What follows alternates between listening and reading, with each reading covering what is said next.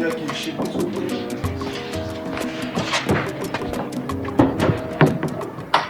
Uncle Ayo. Tẹ́ bá mi ra kọ́bọ̀. Torí tó bá yá sí lára máa sọ pé ẹjọ́ mi ti pọ̀ jù mú dá lérú. Mi ní jẹ́ kẹ́ wọlé o. Níbo? Ẹni tí mo ti máa miss tó pa gidi gan mo fi ń gbà kó lọ. Ó ń ṣeré. Ẹ wo, ẹ jẹ́ kí mi tètè wá máa lọ. Because mo ti ń pẹ́ already ẹjọ́.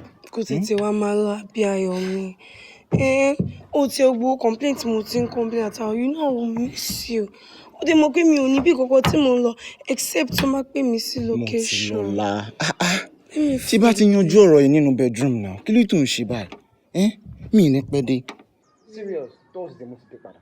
Actually, Uncle Ayo, sister mi right. Bẹ́ẹ̀ ṣe ń wo mi, èmi kàn ń dúró de kọ́ lọ́rẹ́ mi ni, máa lọ gbé báàgì mi sí màmá lọ. Àwọn ọlọ́mọ máa kú lé, ẹ̀dẹ̀ mọ́ pọ̀ ń jáde. Mo lérò. Tí mi ò ní lérò.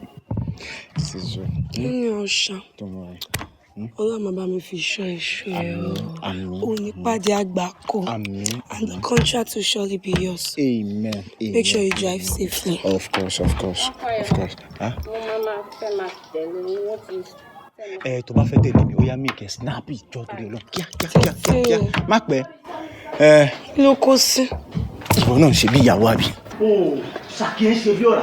Egungun tiẹ̀ náà ṣe bí ẹran. Àbí tó bá ti bí ìyàlá já ẹ̀dá, má jẹ́ bá ìlú ètí máa padà yìí. Tó bá bí ẹ̀dá kó sọ fún mi kó lọ sí location lórí burúkú kankan. Má jẹ́ bá ìlú lè. Orí ẹ̀ tí ò pé yẹn, ó máa wá pé. Wá jẹ́ fóònù ìyà. Wá jẹ́ fóònù ìyà. So baby, you know I will miss you. I'll be back very soon. Come on.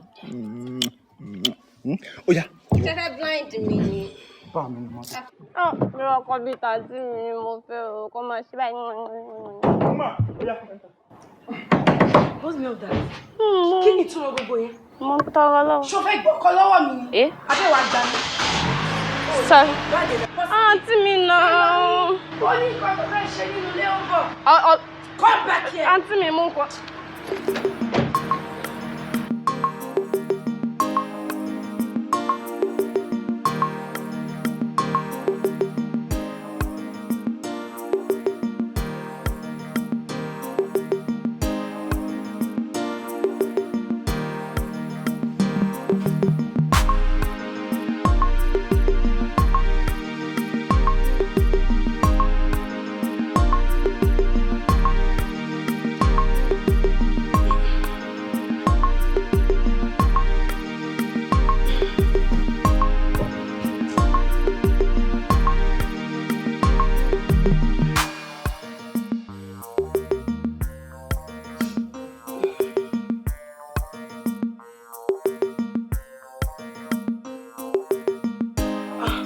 Hello, good evening.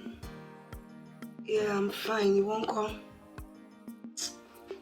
Yeah, jọ̀ọ́ má bínú pé mo disturb ẹ̀yin o. Mo ti ń try láti reach ayọ̀ mi ni mi dẹ̀ rí reach.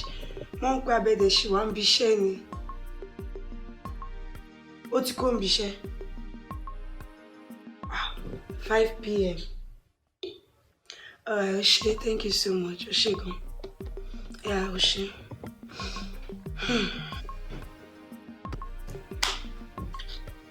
Wò lóhùn. Ayọ̀mídé ti kúrò níbi iṣẹ́ láti 5 p.m. and he didn't deem it fit to call his wife. Tó bá tiẹ̀ máa jáde or anything, bí wọ́n láwọn oníwòkun ìwọ̀n bí wọ́n ẹranko wo tiẹ̀ mú ti wá fẹ́ sílẹ̀ wọ́n sùn ní ọ̀. Àbí nǹkan kan dẹ̀ ṣàánú ní jẹ́ àwọn kìtì àwọn náà. Sí wàhálà, wọ́n bá mi fi ṣú ẹ̀ṣọ́ dé.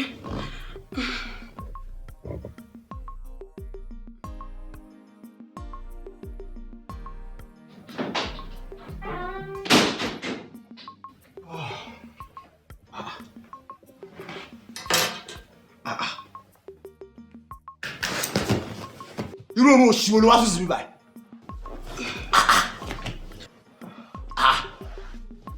Ayé ẹ̀fẹ̀ bàjẹ́ ni. Kí ló tó lè wọnú lé lọ sùn? Ayọ̀mí wọn náà ni mò ń dúró dé. Ẹ̀wẹ̀ tí mò ń bá sọ̀rọ̀ tó tún yán. Ó fẹ́ tójú oorun dójú kú ni. Ayọ̀mí má bínú, ìwọ náà ni mo jókòó dé síbí báyìí. Mo ti ń pè látàwọn ògbé calls mi. Secretary headed of me pé ó ti kúrò níbi iṣẹ́ láti bí around 5 ni mo ṣe ní kí n jókòó díẹ̀. Oh, jọ̀ọ́ jẹ́ kí n bi ẹ́ léèrè. Ìjọ́ wo ni wọ́n dé aṣọ́bodè tó ń ṣọ́bodè? Sọ fún mi. And let me ask you. Ṣé mo jẹ́ gẹ́gẹ́ bí aròbó ni? Sọ bẹ́ẹ̀ mo kàn ń dúró díẹ̀. Oh, ọ̀rọ̀ ẹ dàbí ṣìgìdì tó ń múra tó lòun lọ sódò lọ wẹ̀ ni. Ẹ̀tẹ̀ ló ń bá bọ̀ bẹ́ẹ̀. Má bínú. Ìyàwó ọ̀dẹ̀. Kọ́nà fún mi. Ṣé kí n serve oúnjẹ àbí báwo? Tí mi ìbá jẹ, kó wá fi hàn mí. Nǹkan tó mọ̀ tán, àfóúnjẹ, oúnjẹ, ó lè jẹ́ títí. Kò yọ lára ẹ̀. Àbí ìwọ kọ́ ni?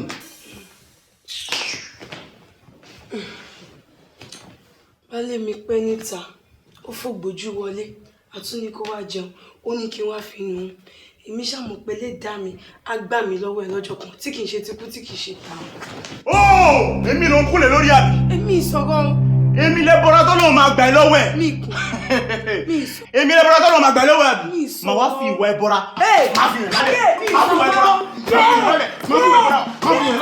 Ìwà ẹbọra ni máa fi hàn lálẹ́.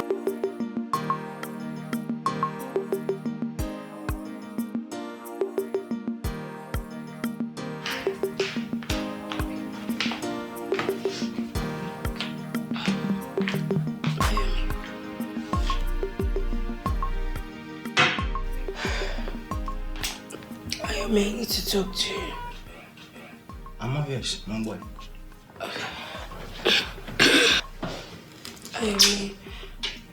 I'm sorry about yesterday night.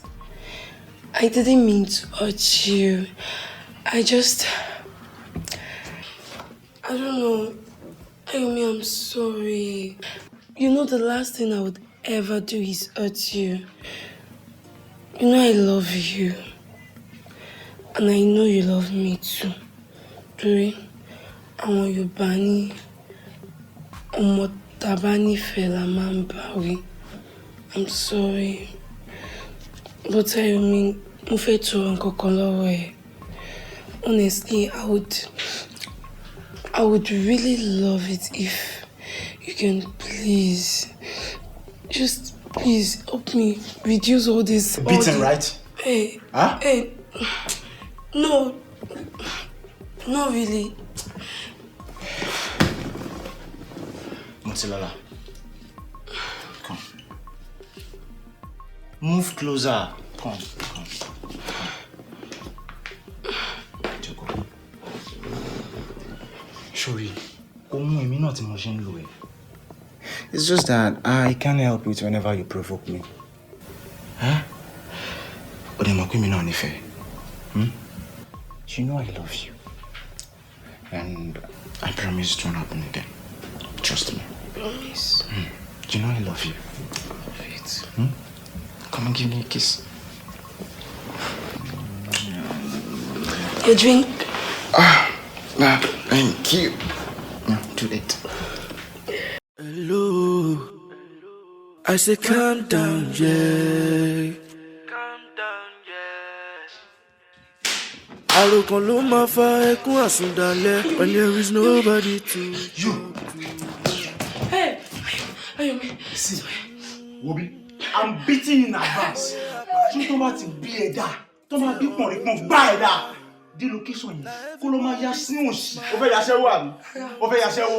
Have you forgotten that you are Martin's wife? Oh. I know. I won't allow you to spoil that. Hey! I want you to talk. I want you to talk. I want you to talk. Kí ni mo sọ fún ẹ? Kí ni mo sọ fún ẹ? Tí mo ní fọ́pẹ́ mi. Tí mo lù ẹ́ náà. Ṣé bẹ̀rẹ̀ ní?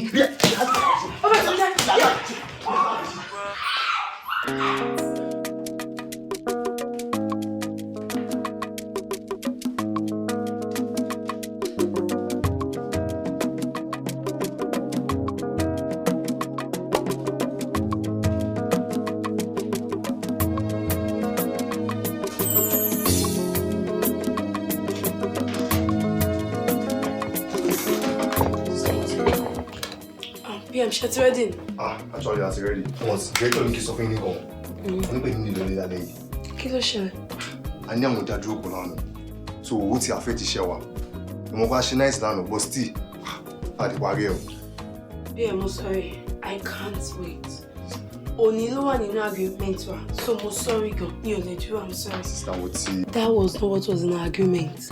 Timothy, mommy now. We are very sorry, but there's nothing we can do about it. PM, sorry on a sort issue, honestly. I have to be home tonight. I need to be home tonight because since go to move, she say, "Hey, Lord, I ask you, boya director, you be producer, anyone." Mommy. See, he actually said you add to your money. PM, it's not about the money. I have to leave. Money lati lo komi wanle. I have other things to do. Timothy, Emma worry. Everything must say to listen. I'm not paying this. Emma worry. Ejo, make up. Sharp. Everything fast. It's going to work. I'm coming. Me Duro. I've said I'm not waiting. Sorry.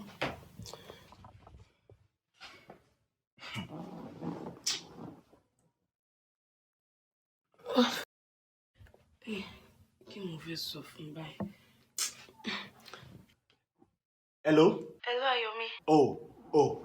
Ṣé o mọ̀ gbà tí mo ti ń pè ẹ́ ṣá? Okay. Kí ni reason tó ṣe sí dé? Ayomi, mọ́tò mi bàjẹ́ ni. Ó mọ̀ kó mo ti explain fún ẹ bí mọ́tò mi ṣe ń ṣe. I'm sorry. I'll be there in no time. Mi gbọ́ nǹkan tó sọ. Wọ́n bí bàbá lápá ẹ̀dá. Òun try láti sọ fún mi pé òní wá nílé lálẹ́ yàbí. Wọ́n bí pọ̀nrí bàbá lápá bàbá ẹ̀dá. See, I give you the grace to 10 p.m. this night. Okay. Tí aago mẹ́wàá bá lóko tó wọnú lé. Wàá jẹ ìyà, wàá jẹ orí. Sórí gbogbo ilé tí mo ti ń nẹ̀ tẹ́lẹ̀ ríázà ni o. Wàá jẹ orí burúkú náà yà. Kó lórí fún mi jọ. Useless wife. Ayomide, I think you know we are friends. And if I can't tell you the truth, who will? See, all these things you're doing to your wife, all those things are not right.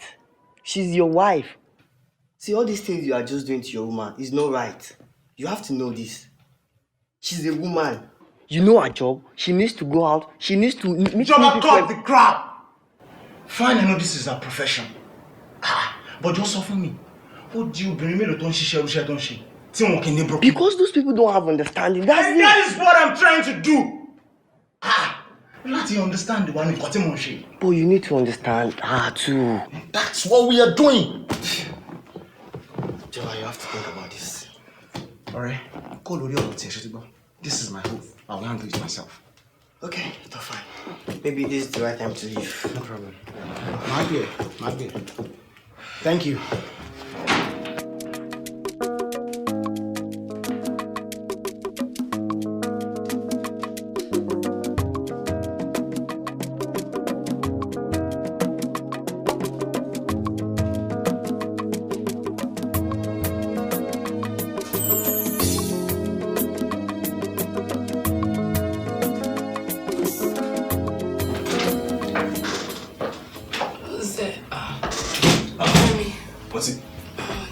What happened?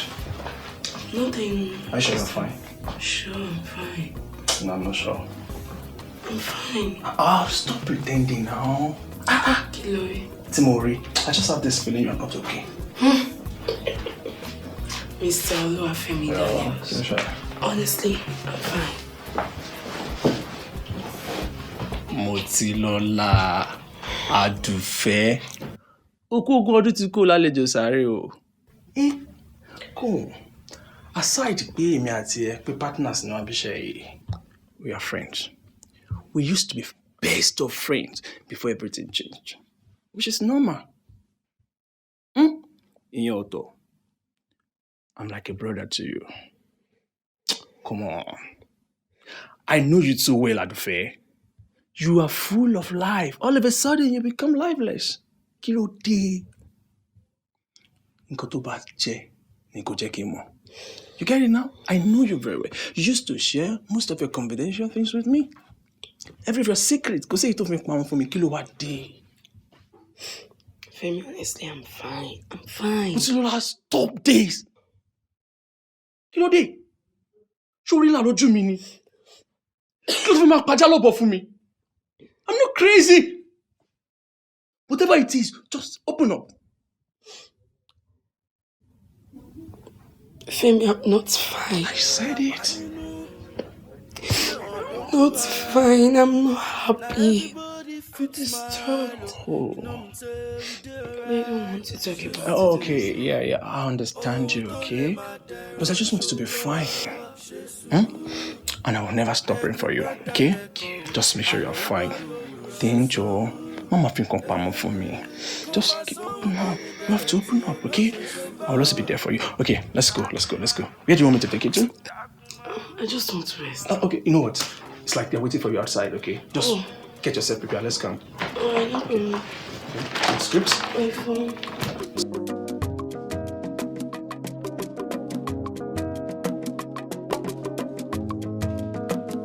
Lórí gbogbo ariwo tó ń pa ẹ̀, èmi ò rí nǹkan kan bẹ̀. Jẹ́ kó dé, á ṣàlàyé gbogbo nǹkan tó bá ṣẹlẹ̀. Inú mi dùn gbà tí mo dé fúnra ẹ náà ló sọ pé ó pè é pé mọ́tò ń bàjẹ́. So kí wàá lo. Mọ́tò ẹ̀ bàjẹ́ wá ní pé kó má dé lálẹ́ àná àbí. Ṣé bí mọ́tò tiẹ̀ náà líle? Ìjọ tẹ́ǹgì tiẹ̀ náà tó sọ pé ó ṣe bákan máa ìwọ́dọ̀ mi ló dé sí.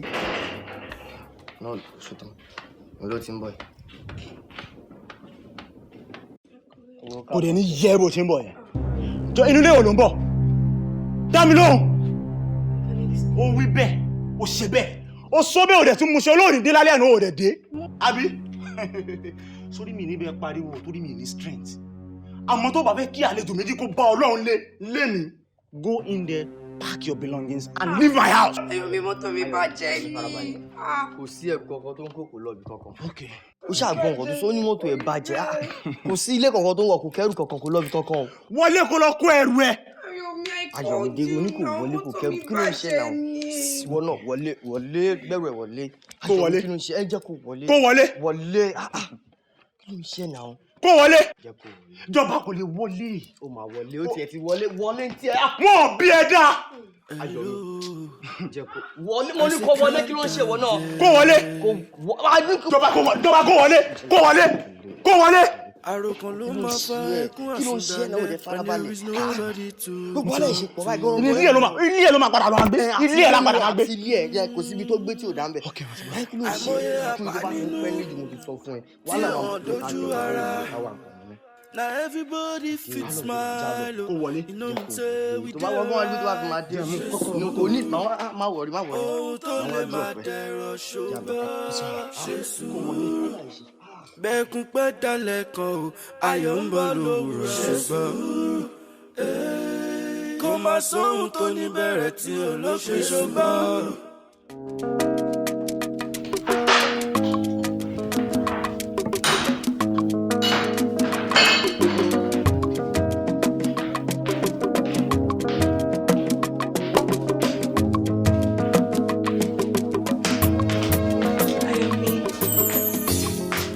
Did you enjoy your food? So, kí ló ṣẹlẹ̀? Mo note pé o sọ pé ó rẹ̀ lẹ́ẹ̀kan, so I was thinking I could massage you.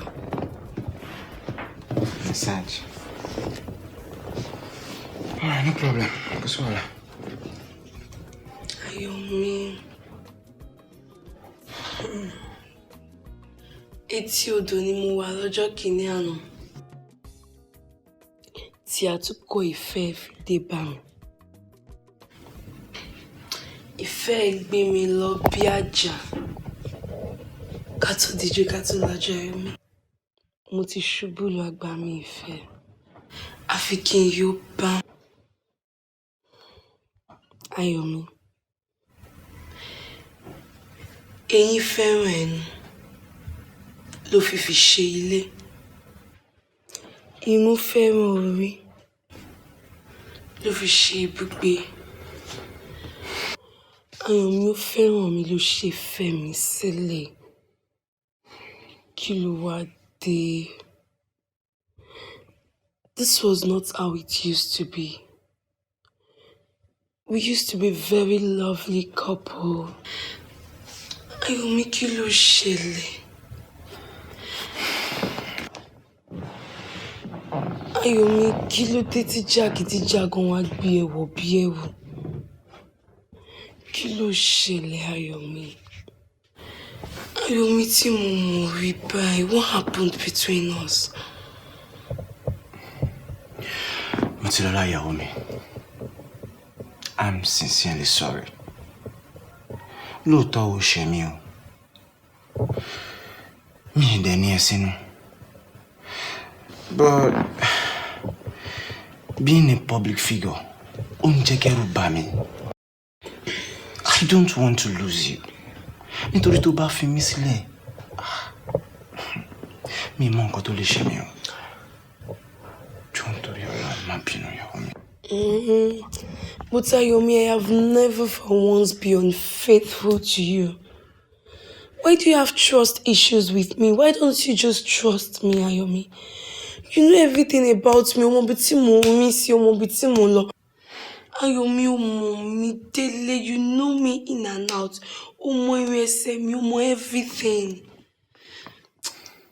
You're not supposed to have trust issues with me, Ayomi. Ìyàwó mi, má bínú sí mi. Ọ̀rọ̀ yẹn actors náà ni. Okay, sọ fún mi. Ó di àwọn ẹgbẹ́ mi ló tẹ́jọ́ ń ṣiṣẹ́ tí wọ́n wà nílé ọkọ. Because they are not ready to surrender themselves to their husband, and that is the reason why they are having that issue. Mi lè fẹ́ jẹ́ kí tiwa rí bẹ́ẹ̀. Jọ̀ọ́ nítorí t'Ọlọ́run, má bínú sí mi. But Ayomi palẹ̀ nípa lọ́la. Ojú àfọ̀nfọ̀tọ̀ ìjàkadì ló ń dálẹ̀. Àbí kí n kúkú fiṣẹ́ sílẹ̀ ni? No, Ayomi, èyí tí ṣe mi ń dá sílẹ̀ ló pọ̀ jù ní ọ̀rọ̀ ẹ̀. Ló pọ̀ jù. Yes, I know I love my job. But my marriage and my life is much more important. Tó bá lọ nà mí níjó kan, tó bá lọ bọ́ sódì nǹkan, abó ti gbàgbé iye oyún tó ti bàjẹ́ lára mi ni. Ayomi, ọ̀run tó ń wò yẹn kò máa kí ń ṣe mẹ́ka téèyàn máa lọ lálọ́bọ̀. Ayomi, mo dé ṣàánú mi. Jọ̀ọ́ nítorí Ọlọ́run ìyàwó mi. Ó ní kú. Nǹkan kan ò ní ṣe ẹ́. Kò wù mí náà kí èmi náà máa lù ẹ́. Ìyàwó mi. Jọ̀ọ́ nítorí t'Ọlọ́run. Ó lè fiṣẹ́ sílẹ̀. Please. Do you know how people are honoring me and giving me respect because you are a public figure? Jọ̀ọ́ ṣàánú mi. Ìyàwó mi. See, I'm promising you that this is not going to happen anymore. I pray so. I won't hurt you anymore. Okay. You know I love you. I love you more. Come to me. I'm sorry. I'm sorry.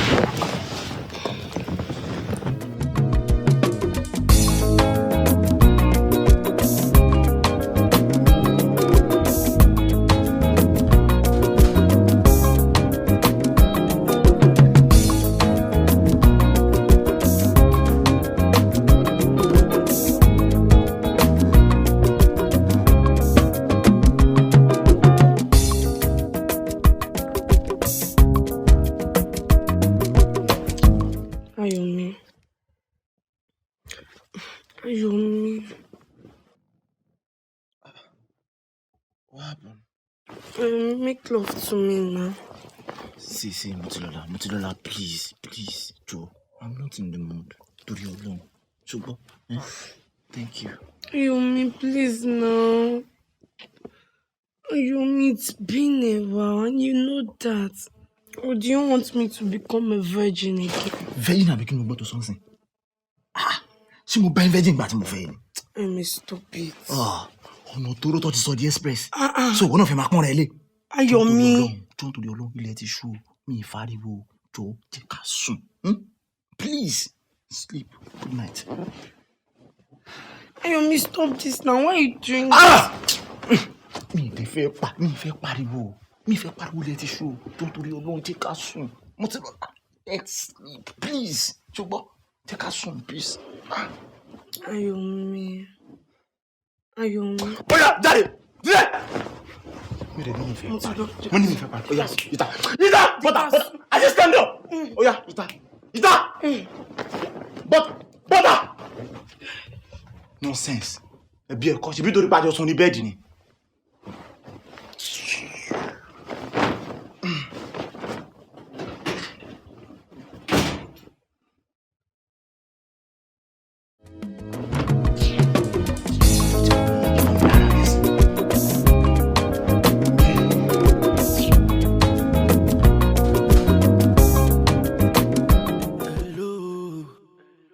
I say calm down, yeah.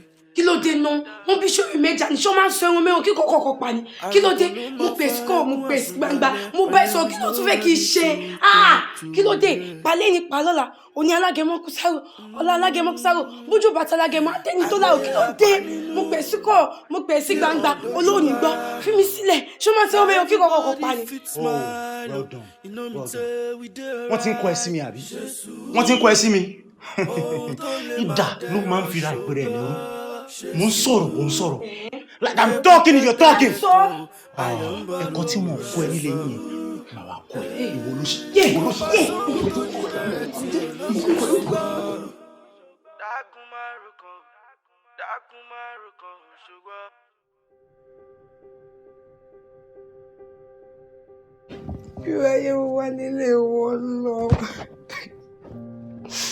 I can't live a life of my own simply because of limelight. Why is everyone turning their face to my cries? Why? Why is everyone overlooking my husband's atrocities? I'm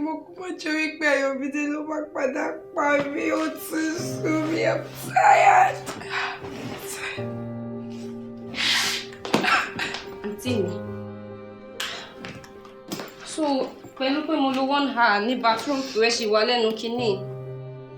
Sherry, àròkàn ló máa ń fa ẹkún àsun ìdákẹ́ o. Gbogbo nǹkan tó kún ṣẹlẹ̀ láàrin èèyàn tó ń kó ayọ̀ ni mo kúkú rí. Tí mo dẹ̀ mọ̀. Mo kàn fi rí ṣaláìrí ni. Kó má dàbí ẹni pé mi gangan lè kó ẹ dá. But níbi tó dé dúró yìí, you need to do something about it. I'll divorce him. That's what I'll do exactly. What? Divorce him. Divorce? Agbedo. I don't understand. Auntie mi, kí lẹ fẹ́ fi kún? Ṣé mo yé èèyàn tó ń wo àwòkọ́ṣe lára yín ṣá? Ṣé mo bí àwọn èèyàn ṣe ń sọ̀rọ̀ yín ní dáadáa tó? Do you know how much your fans and a lot of people are supporting you just because you're in your husband's house? Ẹ má jẹ́ kí nǹkan tá à ń rò sáwọn actresses yìí kí ó ṣe mọ́ yín lára.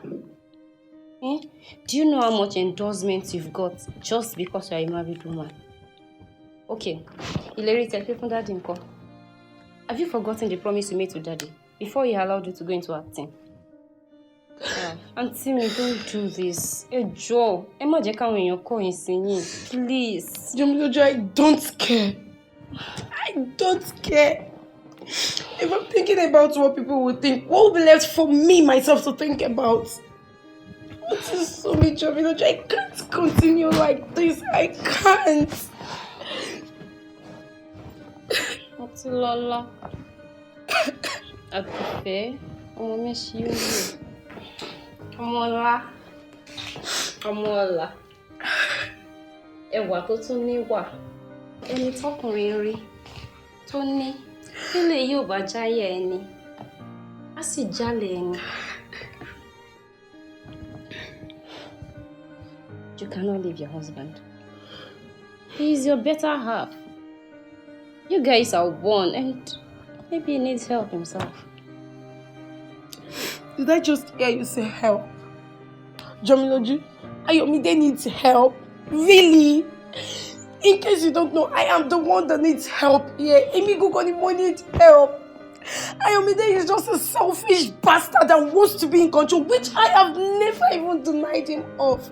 Has he ever caught me with anyone? Has he ever caught any dirty behavior with me? Why is he treating me like this? Why? And everyone keeps saying I should endure, till when? Till he kills me?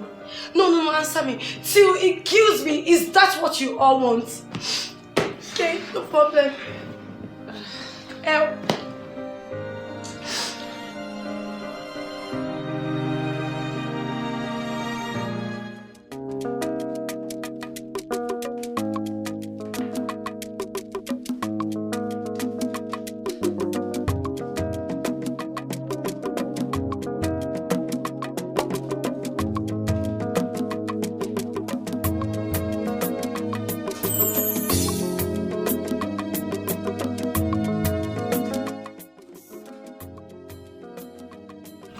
Birthday girl.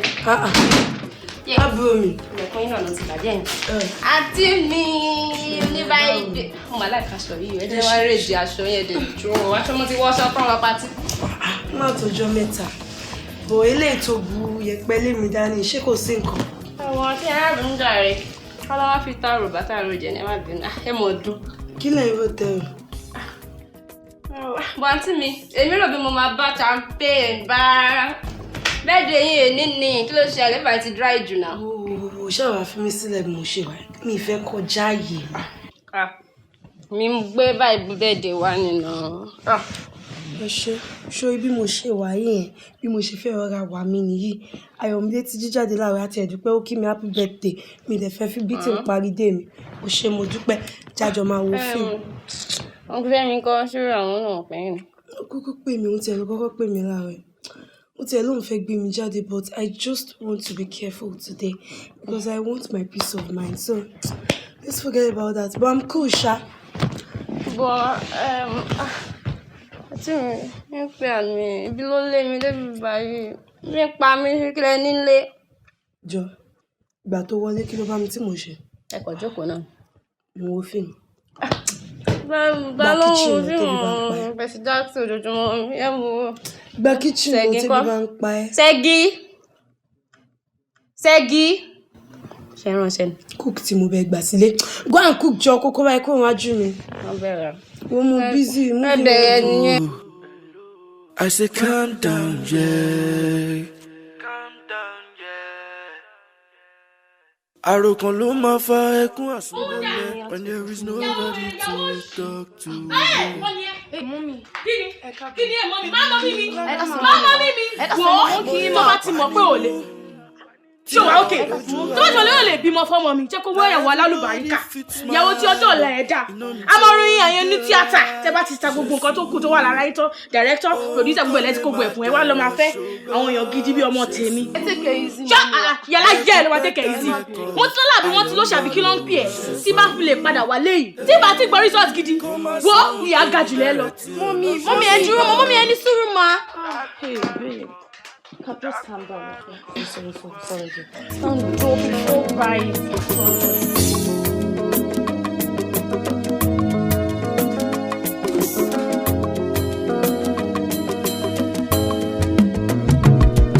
Good day, viewers. This is your girl Ifeoluwa Kito from Arewa TV. Now, guess who I have here with me?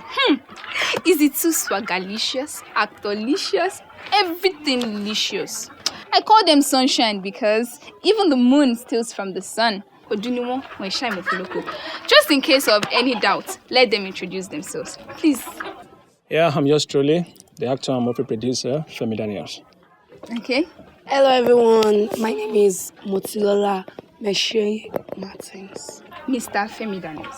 Questions from your fans, oh. Yeah. Why is it that you always use Motilola Meshe Martins as the lead role in all your movies? Motilola, she's a friend. Yep, she's my sister. We've been together since childhood. And ever since then, I've been supporting her career since we both chose the same career. And, she's a fantastic actor. I wish everybody can testify to it. Yeah, she's good. Just tell me, is there any role she cannot interpret? No. And the fact that I use her alone in my movies, no. Yorùbá ló máa ń sọ̀rọ̀. Wọ́n ní ojú tó bá pa ó, kó má ti ṣe kíni. Wọ́n ti wọ́n poster ni. And she's not the only one I use. No, I use other actors too. You get it? It's just I use her most of the time. That's just it. That is good. Motilola Meshe Martins. What do you have to say about Femi Daniels? Actually, Femi Daniels is a good person, as you all know. He's like a brother, a confidant, and he's like my family because he has really helped a lot. And he's a good person. He's a rare gem. In fact, he's the best. And also, he's still very much single. So that's it. Okay. Motilola, this I would like to ask the both of you. Have you both at any point in time been in a relationship? I just said something now. She's my sister. So just tell me, how is it possible for me to date my sister? No, Kojo. That's all. No. Okay, what do you say? That's it. Nothing. Okay, Motilola, this question goes to you. We've been hearing news, rumors that you've been having issues in your marriage and would like you to clear the air. Well, I don't know where the news is coming from, but all I know is, okay, truth be told, we all don't live a perfect life. So there's bound to be some things, but I don't have any issue with my marriage. My marriage is still very much cool. My husband is a good person. He takes care of me. He supports my career. So I'm okay. I'm cool. I'm happy with my life right now.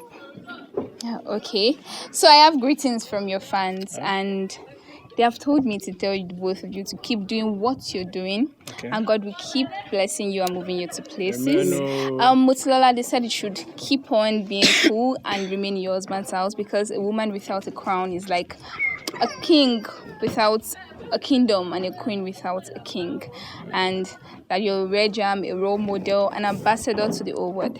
Thank you very much. Yeah. Thank you. Thank you so much for staying with us. Bye.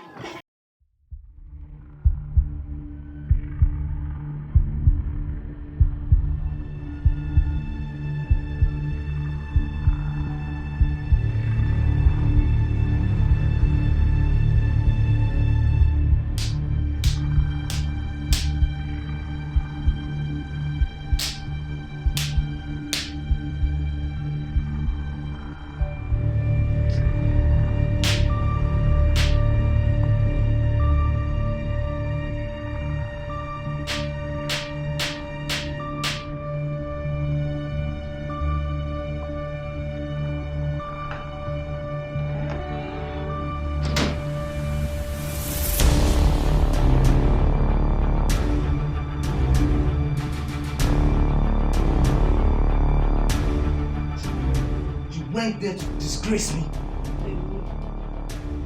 Why did you marry me? Ayomi, I can't when you know that it's the best for you. Ayomi, Ayomi, I can't explain. Just wait Ayomi, tell me, Olo disgrace me, Abi. Yeah. Olo ni won kun. Èmi ko ni gba labo fún. Ayomi, kó tó pa mí, èmi gan máa pa ẹ́.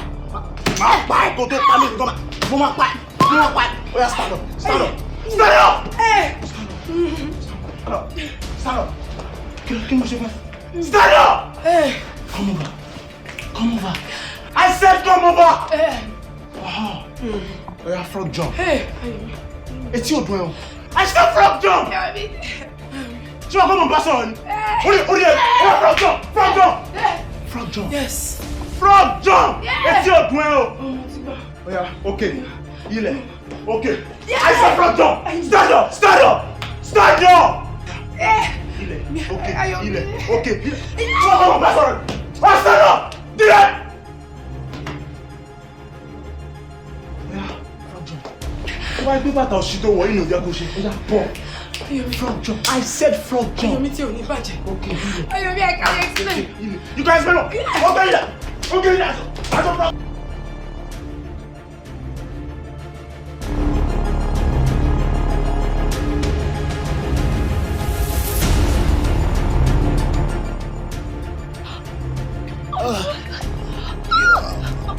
Give it to me, baby.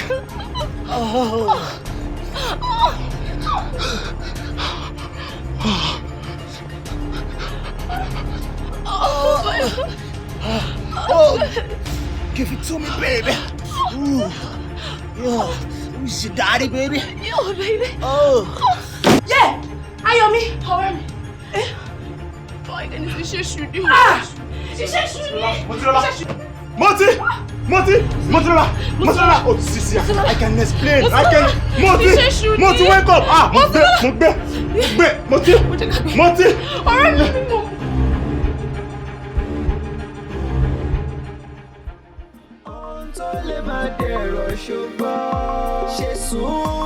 Ó lè jẹ́ speculations lásán gbogbo yẹn now. No, don't be too quick to judge. Anyways, problem tí wọ́n nìyẹn. Femi, the scripts, Finally, I'm done with it. Yeah, I'll send it to you once I drop the score. But wàá sanwó gidi fún mi. No. Ìyẹn ò kì í ṣe problem, but wàá sanwó gidi fún mi. That's my point. And also, I also want you to do something. I really don't want to be known as the writer. No, nothing. I just don't want it. Alright, no problem. Oh, the title. Yes, I finally gave it one. Limelight. Okiki. Bye. Bye. Alright, thank you. I'll send it to you once I drop the score. Oshigo, thank you. Alright, bye.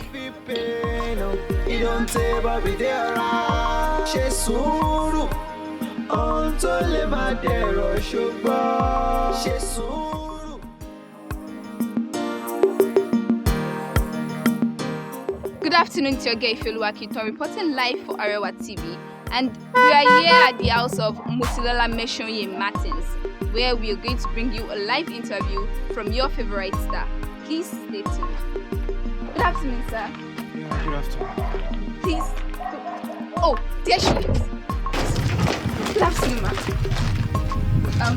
Please, we are from Arewa TV and we're here to have an interview with you. We are sorry if any of the questions might sound personal. Good afternoon. My name is Ayomide Martins. Okay, sir. The husband of Motilola Meshoye Martins. So it's good to have you here. Thank you very much, sir. Okay. Mrs. Meshoye. Martins. Oh, sorry, my bad. Mrs. Martins. Would like to ask, how have you been coping with married life and movie industry? We know that a lot of actresses these days find it very hard to stay in their husband's house or like juggle the two together. So how have you been doing it? Of course, my wife is cooking. You know, this is a profession, and my wife doesn't mix our profession with our home. You know, she separate everything, profession aside, home aside. So she does not mix us together. She's a professional. Okay, thank you very much, sir. Mrs. Martins, please, would like to ask. I'm sorry if this sounds personal, but we noticed that you and your husband have been married for a while now, and you don't have a child yet. I'm sorry. Is it something you planned, or is it your job that has really been injuring it? Oh no. You got to understand, when it is right time for us to have a baby, and we're going to call you to come and celebrate with us. Thank you very much, sir. No problem. Sorry, this is the last question. We'd like to know if you have any movie coming up. Is there something that is cooking in the pots that you like your fans to watch out for? Oh yes. My wife has. She always prepared. I'm really sorry, sir, but our fans would like to hear this from her. Okay. Thank you very much. Please. Yes, I do. I'm cooking up something with Femi Daniels, the producer, Femi Daniels. So very soon you will hear from us. Okay. Sorry, ma. Please, can you brief us on what this movie or this story is all about? It's the story centered on a female actor, or should I say, a public figure, and also a gospel singer. So she's someone that is respected a lot in society, a role model to many. Meanwhile, our home is crashing and everyone keeps frustrating her to stay in her home. Don't let me say it all. When it comes out, you're gonna say it. Oh, thank you very much, ma. Is this movie produced by you too? Oh, no. Femi Daniels. Please, what's the title, ma? Kiki. Limelight. Thank you very much, ma. Dapo! You've read it all from the horse's mouth. Okiki, Limelight. Coming up to your screen very soon by your own girl, Motilola Meshoye Martins, produced by Femi Daniels. Thank you for staying tuned with us. Bye.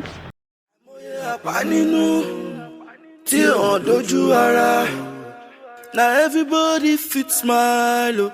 You know me say we do right. Jesus. Àwa ò ní nǹkan tá fẹ́ ṣe sí o. He is your husband. You have to put up with him. Wà ní àforítì ni. Àbúrò wípé lásán lèmi náà wà ní ilé ọkọ dìsín ni. Mo ní àforítì ni. Wà máa kó gbogbo ẹ̀gbin mọ́ra ní ilé ọkọ ni. Àbí òròbóyá àwọn family bàbá ẹ̀ wọn máa yọ mí lẹ́nu ni. Tẹ̀sí ẹ̀ tún jẹ́ méjì tí kò sí ọkùnrin ní àárín yín. Ọpẹ́lọpẹ́ pò yáre. Ọlọ́run jẹ́ káàbúrò ẹ̀ náà kó yáre o. Àbá máa jọ mí lẹ́nu ni. O ní choice o ti sign life contract. Wo kò tọrọ níyà ẹ ti bá ẹ sọ yẹn. Àwọn oníkankan tá fẹ́ ṣe o. Lẹ́yìn ká máa fi àdúrà ràn ẹ́ lọ́wọ́. Kò dẹ̀ rántí ìlérí tó ṣe fún mi. Kó tó di pé mo gbà pé kó lọ join theatre. Àwọn ọ̀rẹ́ àwọn ẹgbẹ́ wọ́n ti ń pè é pé kí o wá join single ladies àbí. Àwọn senators àwọn honorable yẹn wọ́n ti ń ask her out. Àbí kò jọ o lè yálé moṣù. Mi ò ní gbà tó bá dánwò máa kọ́ ẹ lọ́mọ ni. Daddy. Àtòkù àtàyẹ. Fẹ́ mi. Àgbélébùú ẹ ni. Ọkùnrin á máa bá ẹ wí. It is his duty to discipline you. Ìwọ ni wàá máa avoid tí kò fi ní máa nà ẹ́. And besides, ọmọ dáadáa lẹ lọ́mọ yẹn o. Ọmọlúwàbí ni. Ó ń tọ́jú ẹbí. Ó ń tọ́jú ara. Àbí kò tọ́jú ẹ ni. Ṣé kò ń fún ẹ lówó? Kí ló tún wá fẹ́? Àbò fẹ́ joyè aláìmoore ni. Ṣé lóun fẹ́ fẹ́ obìnrin ilé ẹni? Mummy, tí dájú ò bá tiẹ̀ understand mi, obìnrin lè yí, ó yẹ kóró mi lè yé yìí. Ayọ̀mídé ti fẹ́ pa mí. Ẹ̀ṣẹ̀ kúkú ni ní gbogbo ìgbà bí òjò. Ayọ̀mídé sọ mí di punching bag, ó sọ̀rọ̀ èdè Anthony Joshua. Yìí ó ti sún mi bọ̀. Ṣé mo yẹ ìgbà tí mo ti láǹtì hospital látọwọ́ nínà gbogbo gbà. Oríṣiríṣi irọ́ ni mò ń pa fún un. Bí kíní mo yọ̀ ṣubú, bí kíní lẹ́kùn gbá mi lórí. Mi ò lè jáde láì máa lo makeup. Every time máa láti máa fi makeup máa fi hide gbogbo àwọn bruises ojú mi. Ti sú mi. Ó ti tọ́ síbẹ̀. Oyún 4 ọ̀tọ̀ọ̀tọ̀. Ayọ̀mídé ti fi ẹ̀ṣẹ̀ àti nínà ló ti fi kó dànù nínú mi. Àwọn ẹbí èdè ti ń dààmú mi. Wọ́n ní kí n fọ́ kí n níṣọ́ àwọn abámidọ́gba. Mo dé mo rí pé mo lè kú ẹ̀dá. Mo mọ̀ pé Ayọ̀mídé gógógó ní àìdá tó ń pè ní ọmọ ènìyàn tí wọ́n fi pè láìdá. Ṣé tí ẹ rí? Nǹkan tèmi kàn fẹ́ kẹ́ bá mi ṣe báyìí. Ẹ jọ̀ọ́, ẹ bá mi pe Ayọ̀mídé torí mo mọ̀ pé ó ti ẹ̀ respect yín. Mo tún ti lóyún mi. Kó jọ, kó ṣàánú mi. Ó ti ẹ̀ máa ná mi mọ́ kí nǹkan fi bí oyún ènìyàn. Ẹlẹ́dàá mi kò ní jẹ́ kó nà ẹ́ o. Mọ́mì, mo wá lè bímọ tán. Káyọ̀mídé náà mi pa kò sí wàhálà.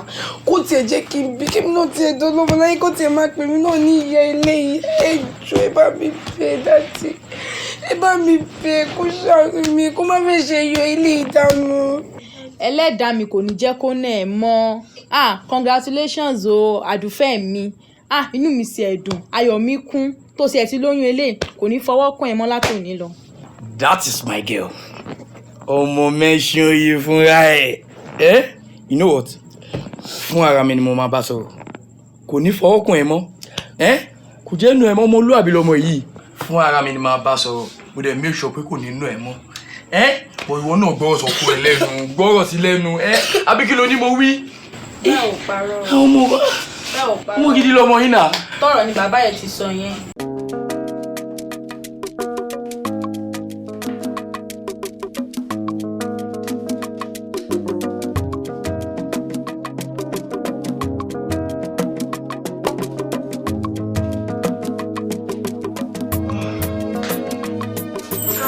Ayomi. Welcome. Thank you. How was your day?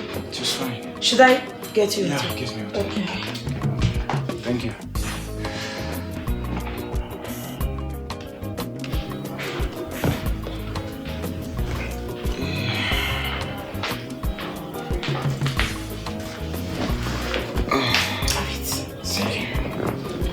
Easy. I have a good news for you. Good news that you went to your house to report me to your parents, right? I didn't report you to anybody. Oh, no, report me. Ṣé ìyàwó ni wọ̀ yá àbí sunwó náà? Ayomi, hold on. I never reported you to anybody. Raja mi ti ṣe ajara. Yes.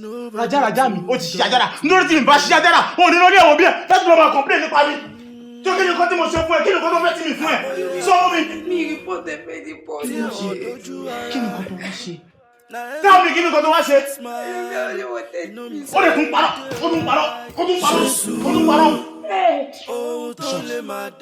Kí mọ nǹkan tí mo wá ṣe lé? Cause you're a frustrated woman. Mi mọ nǹkan tí mo wá ṣe lé. Ayọ̀ ń bọ̀ lówùrọ̀ ṣùgbọ́n ó máa sóhun tó ní bẹ̀rẹ̀ tí olóṣè ṣùgbọ́n. Àǹtí mi, ẹ jẹ́ àtẹ̀mí bá mi, èmi nìkan ni mo wà. Ojúlórí ló máa sẹ́ni tó fẹ́ ní dénú tó fẹ́ ní. Tó bá ti lówó lọ́wọ́, gbogbo èèyàn ṣálọ́ọ̀rẹ́ rẹ̀. Let's learn and practice love one another. Let's learn how.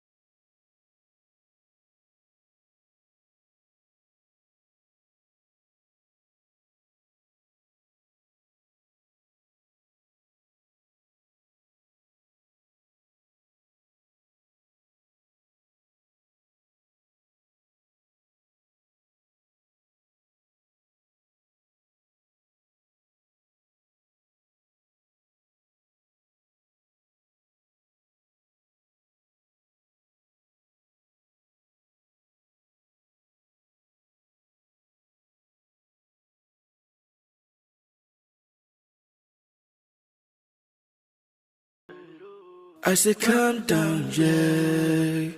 Calm down, yeah. Àròkàn ló máa fa ẹkún àsundalẹ̀ when there is nobody to talk to, yeah. Ṣé mo lálàá ni? Àǹtí mi. Oh my God. Sìgá àǹtí mi gbọ́n gbogbo eléyìí tún bẹ̀rẹ̀. Àǹtí mi má ṣe ra yín léṣe now. You're taking this thing too far. Jọmọlójú. Àǹtí mi. The doctor told me to come and see him, and I went there today. He said my womb has been damaged due to complications from the miscarriage. Oh my God. You will not live safe life me. Oh Jesus, are you serious? Oh my God. No, just do me a favor. I need mommy here. Oh my God. Right now. Tí wọ́n bá lè tọ́ fẹ́ débi jẹ́ kó lè fẹ́ débi lọ bá mi pé mommy wá síbí báyìí. Ẹ fún mi dà. I said go! Go!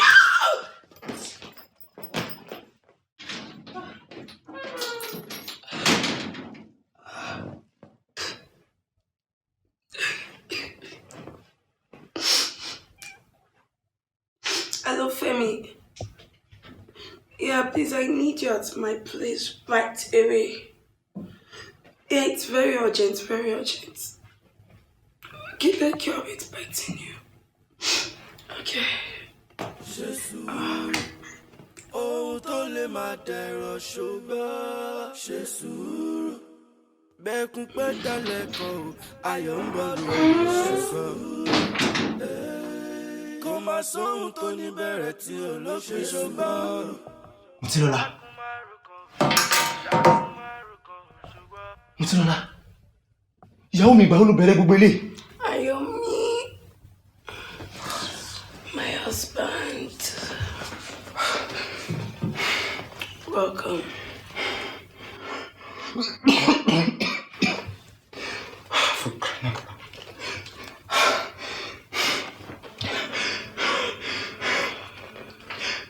Hello, mommy.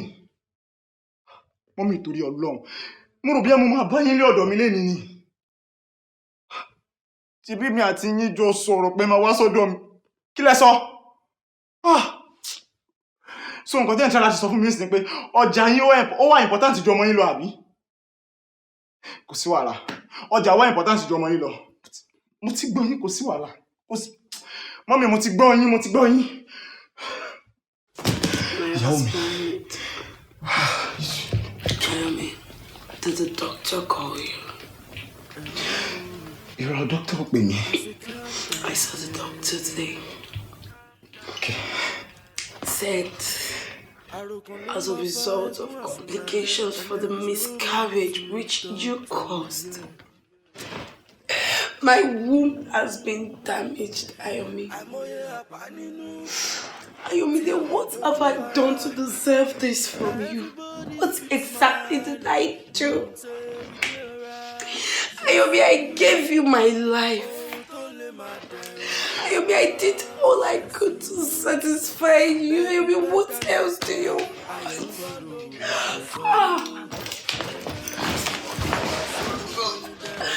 That is for my first child.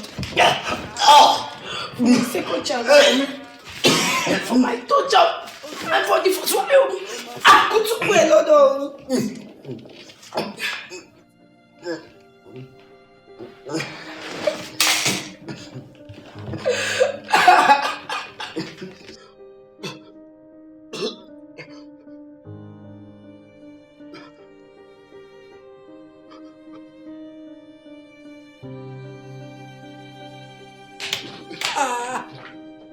Ẹgbà mi kí ló ṣẹlẹ̀ bí?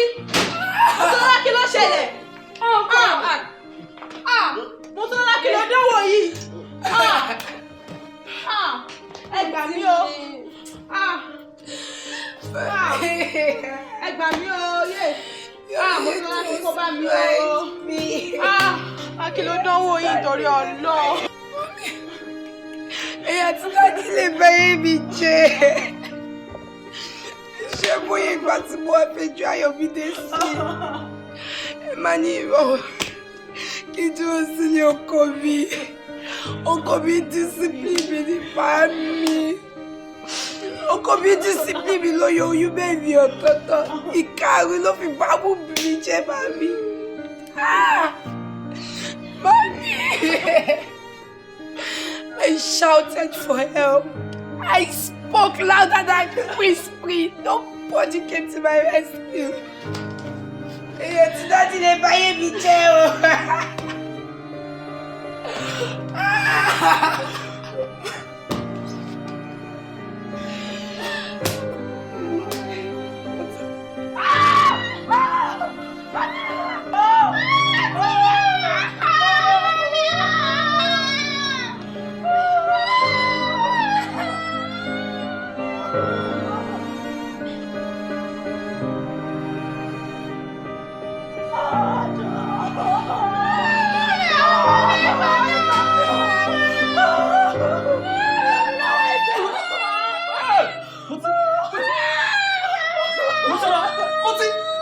Why is everybody looking at her like this? Let's take her straight to the hospital. Yeah, come on, let's go.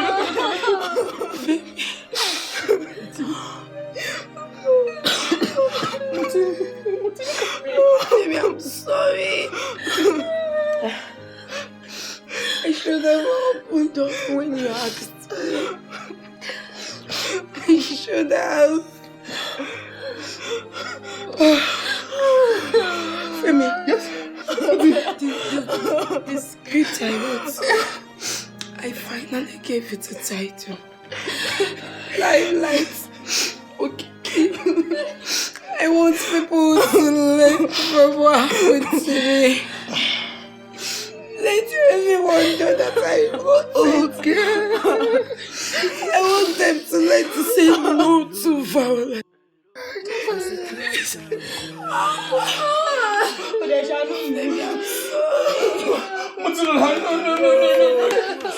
This is total violence, but that is not the same place. You know what? You have opened up to me, you know what?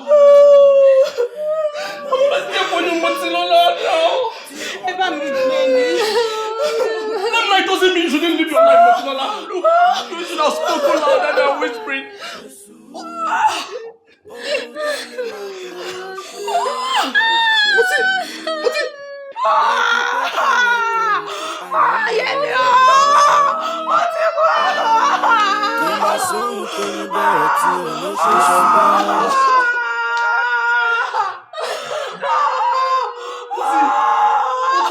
Àròkàn ló máa fẹ́ kún àsùndalẹ̀ where there is nobody you could talk to.